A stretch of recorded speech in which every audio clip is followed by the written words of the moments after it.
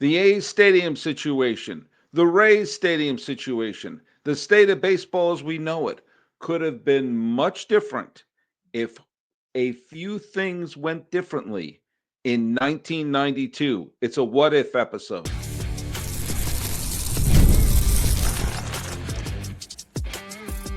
You are Locked On MLB, your daily MLB podcast, part of the Locked On Podcast Network, your team every day. Hello, baseball fans. Welcome to Locked On MLB, part of the Locked On Podcast Network, where it's your team every day. This is the daily podcast. We talk about all of Major League Baseball. I am your host, Paul Francis Sullivan. Please call me Sully. Thanks so much for making us your first listen. And you can follow us at Locked On MLB Pods on Twitter, or whatever they're calling it these days, and on Instagram. You can follow me. I'm at Sully Baseball Podcast on Instagram, but the best way to get a hold of me is right here on YouTube. And if you're listening to us every single day and you want to post a comment, use that hashtag EverydaySully. And there you go. Today's episode is brought to you by our good friends over at Monarch Money. Take control of your finances with Monarch Money. Use code LOCKEDONMLB at monarchmoney.com for 50% off your first year. Now, I love what ifs in baseball. I love how, what am I doing? Trivia question. The trivia question I had was, who had more stolen bases as a Giant? And this is going to come up. We talked about the Giants in the last episode. We're going to bring the Giants up again this episode. We'll bring up all sorts of what ifs. But the question was, who had more stolen bases as a Giant? Bobby Bonds or Barry Bonds? And a few of you got it right. It's a trick question.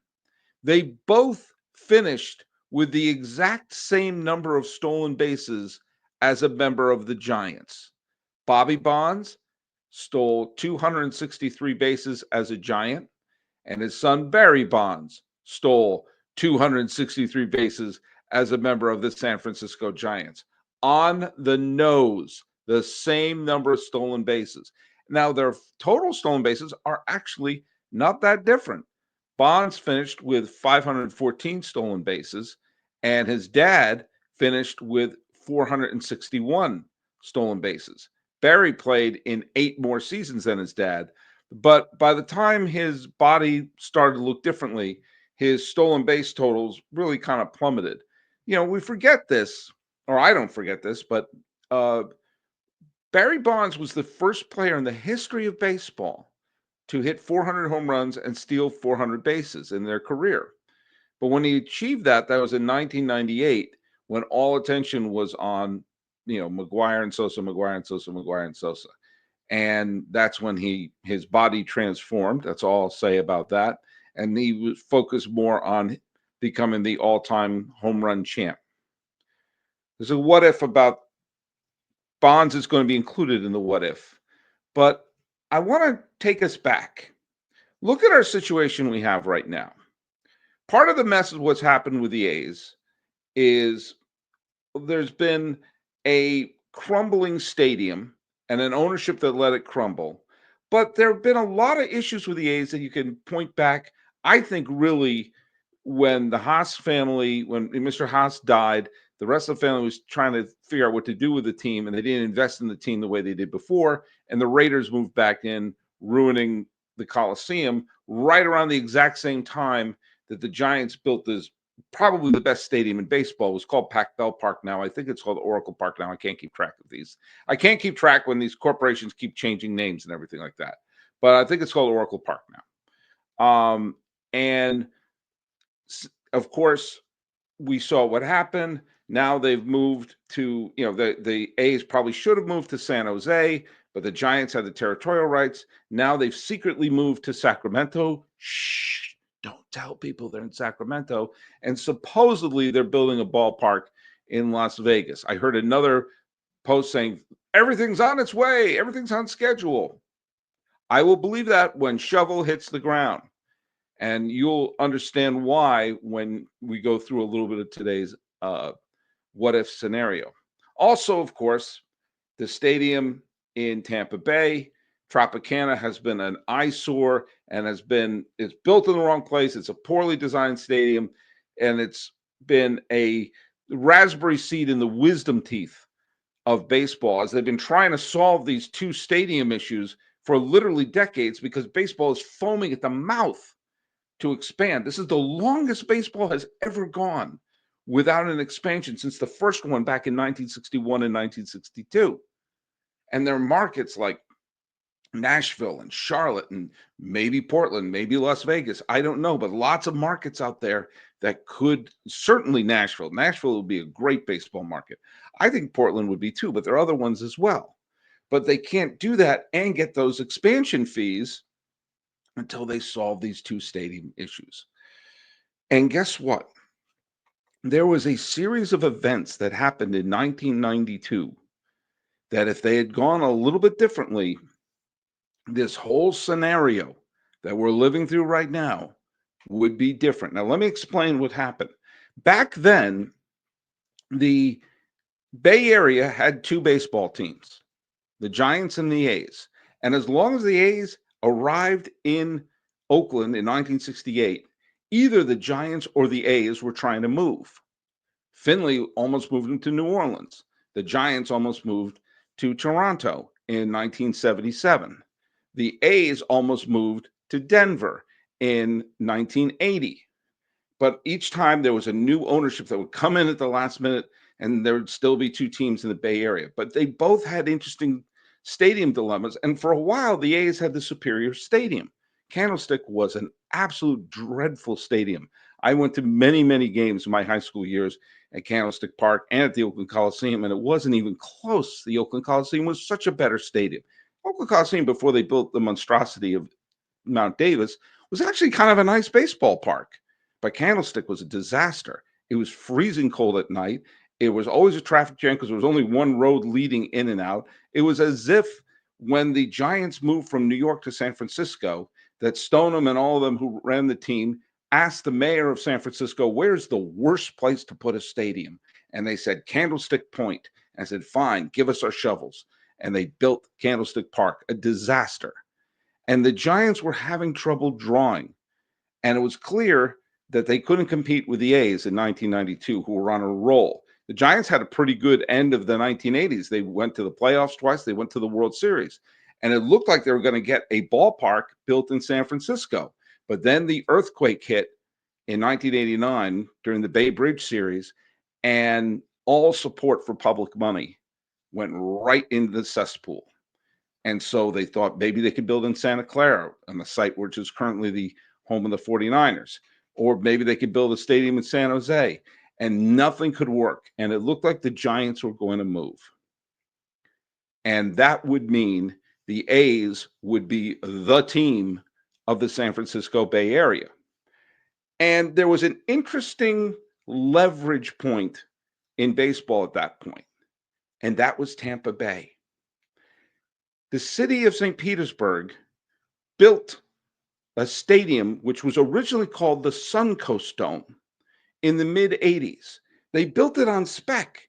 They didn't build it for a specific team. They just said, heck with it. We want a team. We're going to build a stadium. And that's what they did for the purpose of luring a team to the Tampa Bay region in St. Petersburg. That was done in the 80s. This was back when lots of domes, lots of AstroTurf.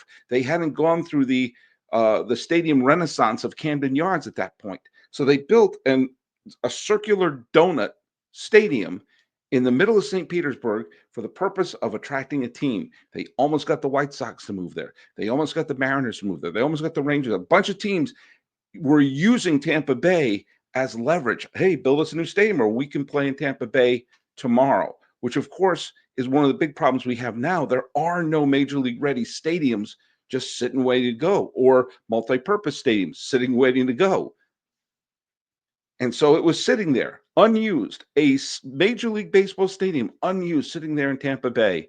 And ultimately, they were trying to lure a team there, and they lured Mr. Lurie.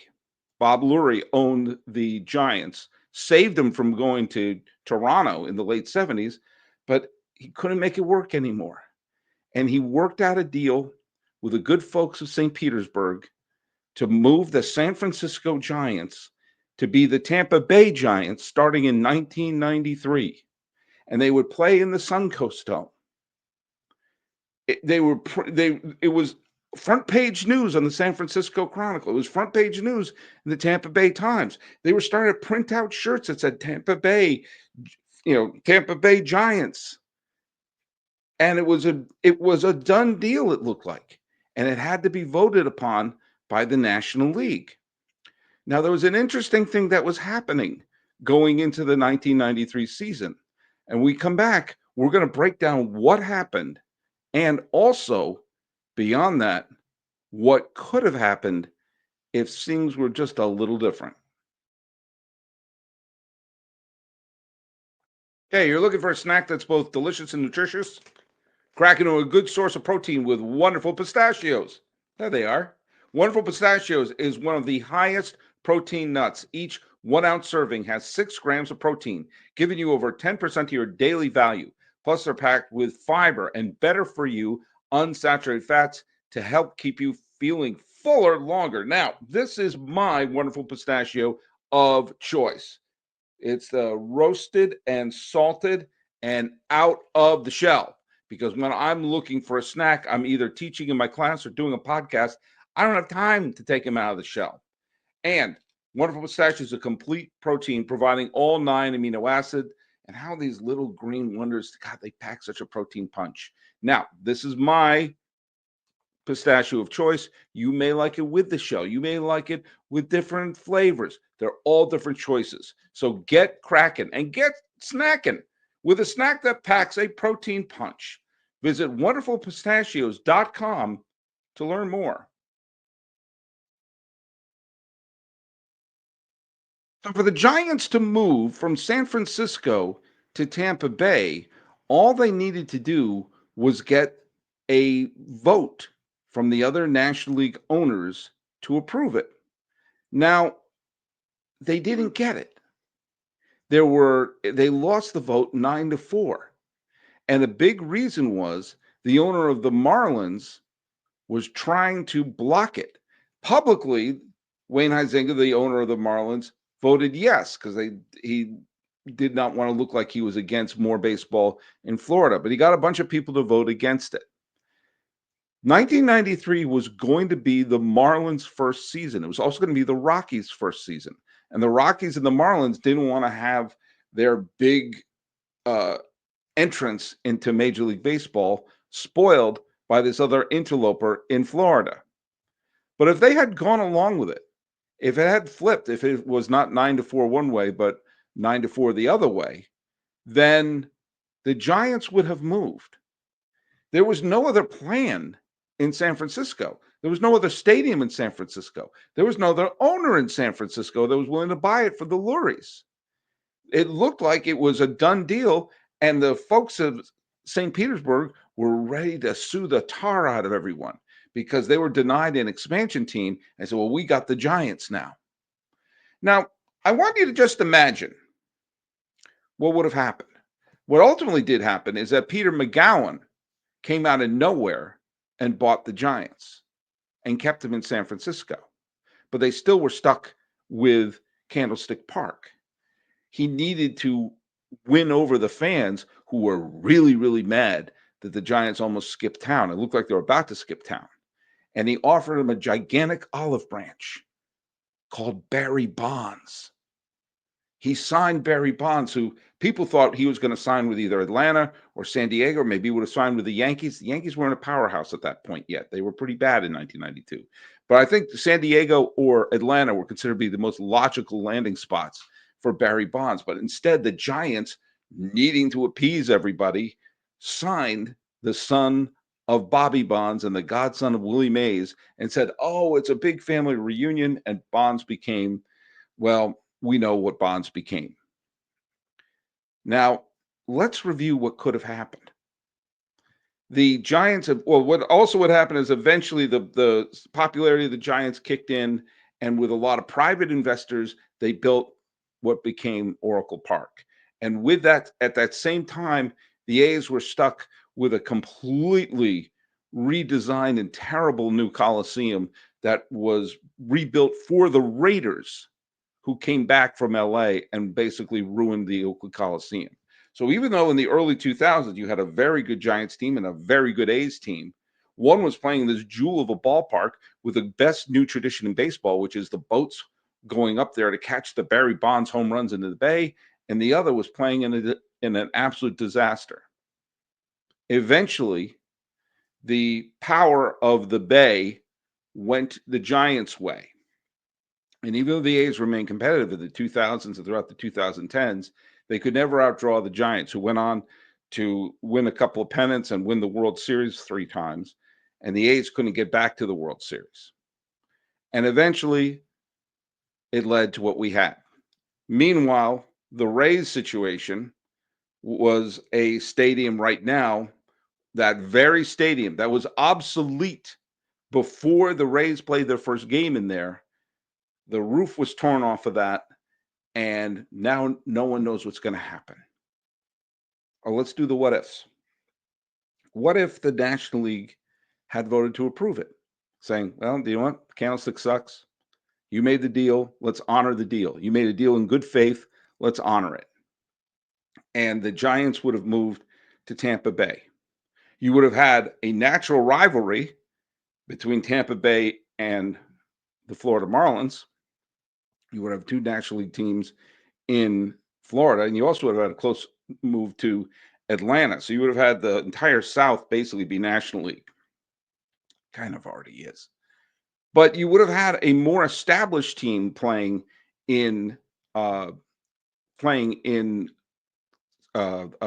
Bay instead of the terrible expansion team that they wound up getting in 1998. Now, the 92 Giants weren't exactly world beaters. They were a 90-loss team. But they still had Will Clark. They still had Matt Williams. They still had Willie McGee.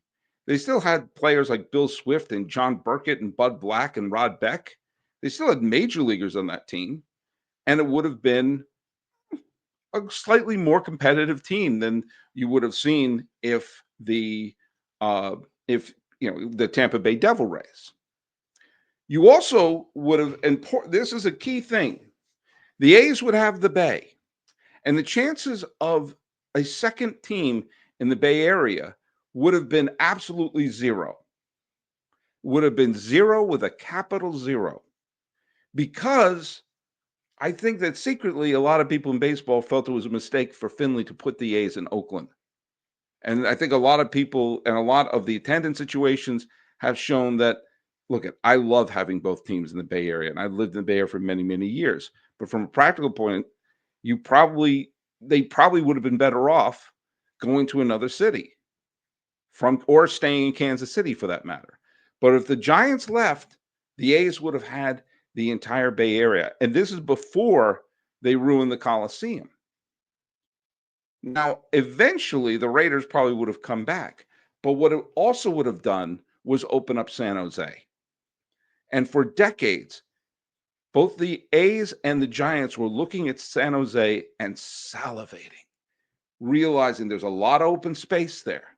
There's a lot of open spaces to build a stadium and have the parking around it, but also have a lot of transportation take you there. San Jose, for those of you who don't understand the Bay Area, is kind of a centralized location.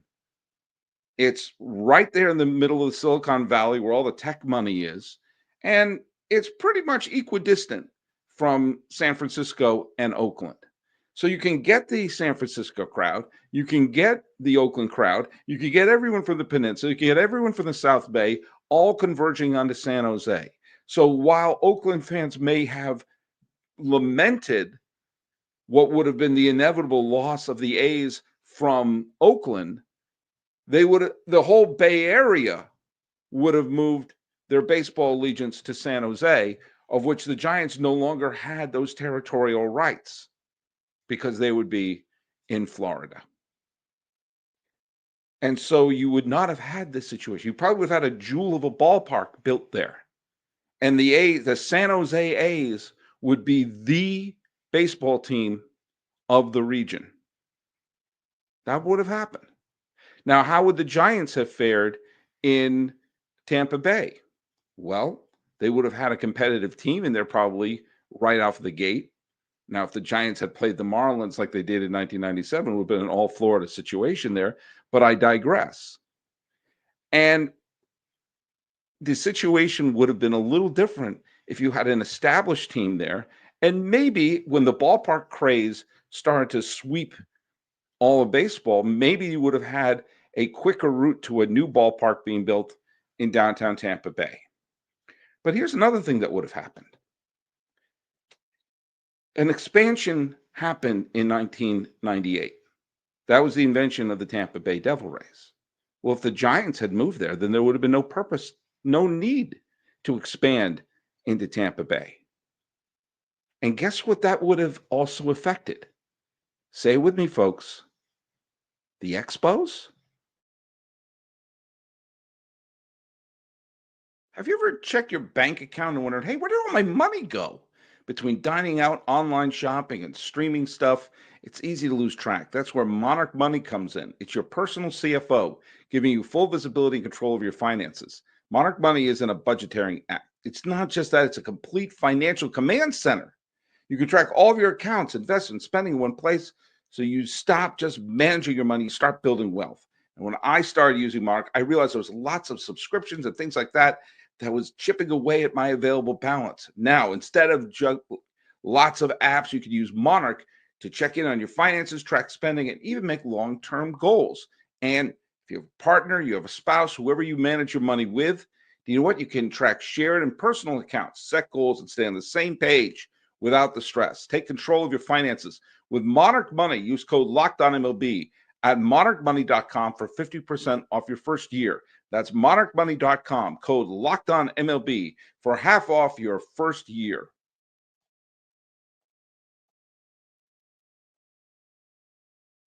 Now, if there was no need to expand a team into Tampa Bay in the 1998 season, there was another market that was foaming at the mouth to have a team, and that was Arizona.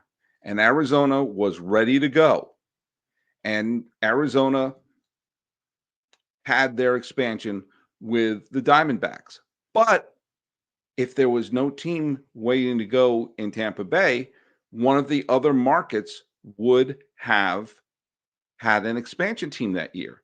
Now, the other teams that proposed franchises for that expansion that didn't get one include Buffalo, who built the wonderful Pilot Field, which was a minor league park that could be easily expanded to a major league park.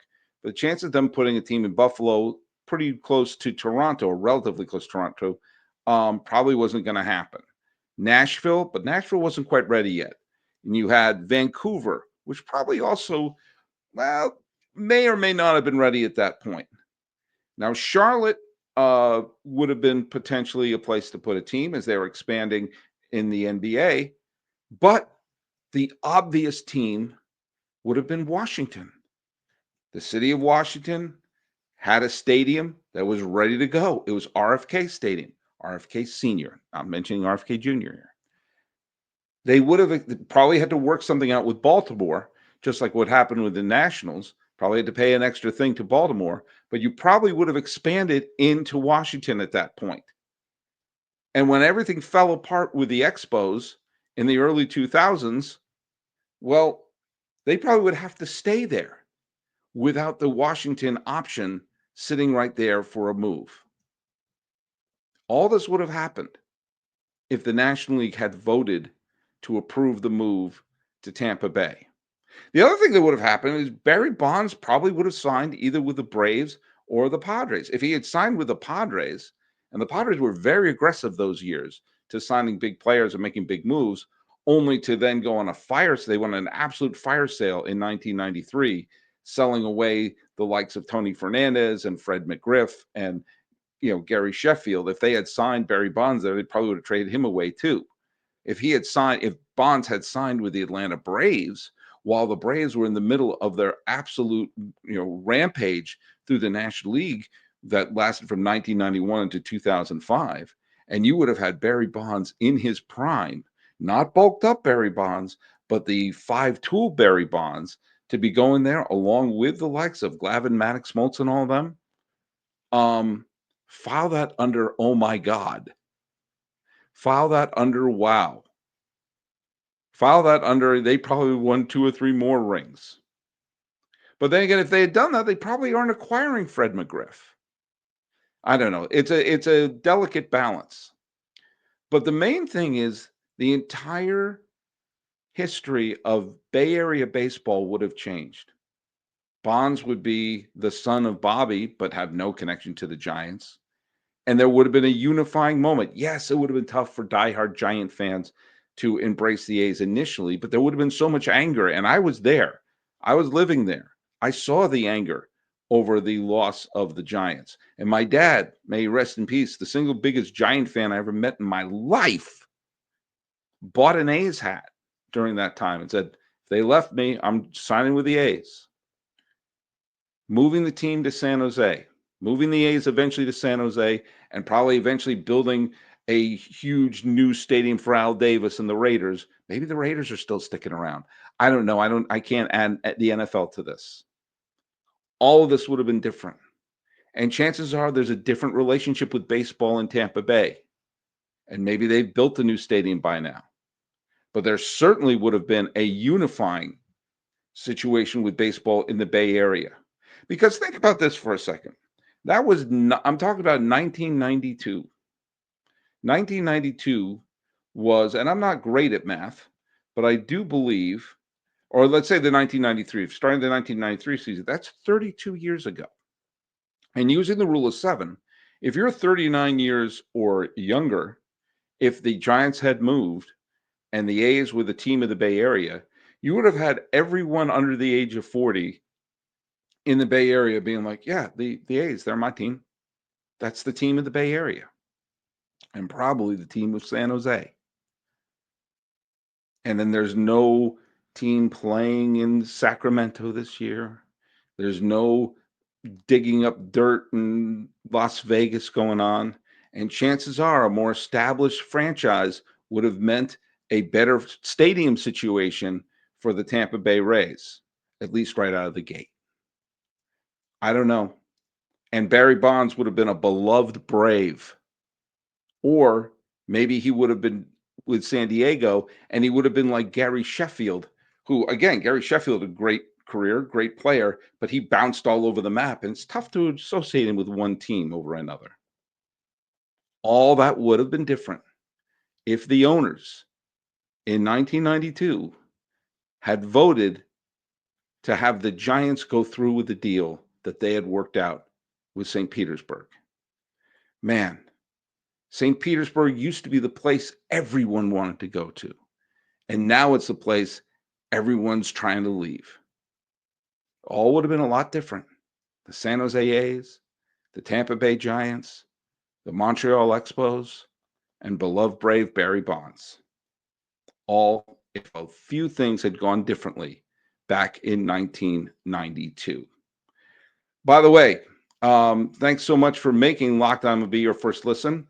And also check out on this feed, Locked On MLB Game Night. Every game, every night, all season long. Get local analysis on a national scale.